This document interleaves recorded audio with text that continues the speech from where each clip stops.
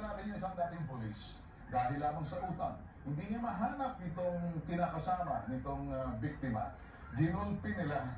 Eh, doon dumating sa inyo, pasapasa mo ka. Bakit ganun po ang sinasabi raw ng complainant sa amin na parang sa halip niya pakita, mabuti nga ang na survive niya yung pambubugbog sa lahat ng parte ng katawan niya, suntok talaga ng mga ginapit niya.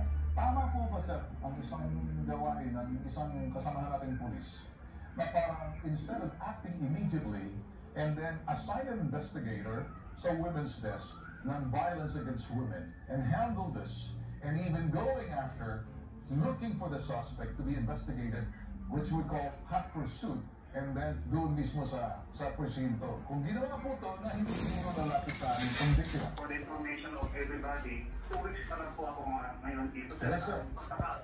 Ang pagkakaalam ko po, nangyari po yan last October 31. Yes, sir. At nung time na po yun, wala pa po ako dito. At ngayon po, nandito na po ako. Nagpapasalamat nga po ako na aking pong napag-alaman ngayon lang din na may nangyari po parang ganyan. So ngayon po, ang gagawin namin, mag-iimbestiga po talaga tayo tungkol sa nangyari. At pupuntahan ko mismo, actually katatapos po ang conference namin, pupuntahan ko po ngayon yung complainant sir para malaman po kung ano po talaga totoong nangyari at saka yung mga ibang circumstances po. Okay, sir. Maraming salamat po sa inyong pagkilos. Alam ko naman po, hindi nyo yung talk ng panahon na yun. I'm not trying to find any fault from you.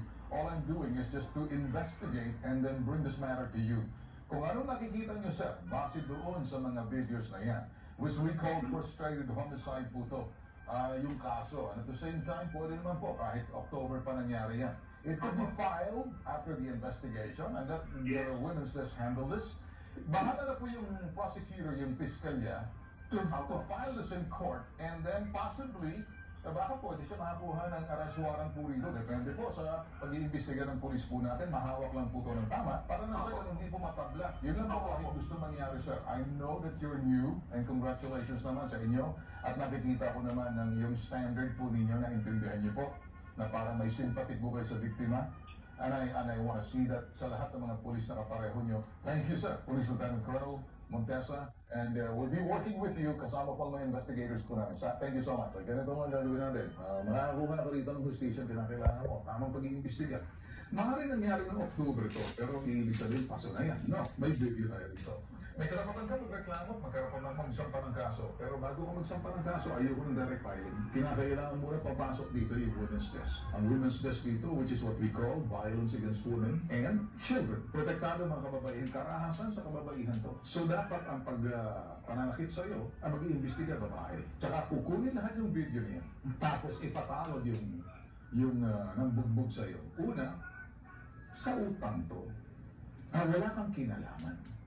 Wala kang issue rito. Issue to ng kinakasama mo. Kahit naman mister mo yun eh. Bakit ikaw ang pagbubuntunan ng galit? Bakit ikaw ang bubugbugin? Tanong ko sa iyo, bakit gawa nangyari ito? Ano ba nangyari? Nagtapaluto ang kinakasama mo. Ako naman gusto ko lang malaman. Opo. Nung po kasi nung po nangungutang po yung kinakasama ko sa maayos naman po yung transaction nila. Tapos nung pong last May po, doon na po nag-upisa yung hindi na po nakakapagbayad yung kinakasama ko sa Ano bang trabaho? Wala po. Nangutang siya nang wala siyang trabaho. Opo. So ikaw magbabayad no? Hindi. May trabaho ka ba?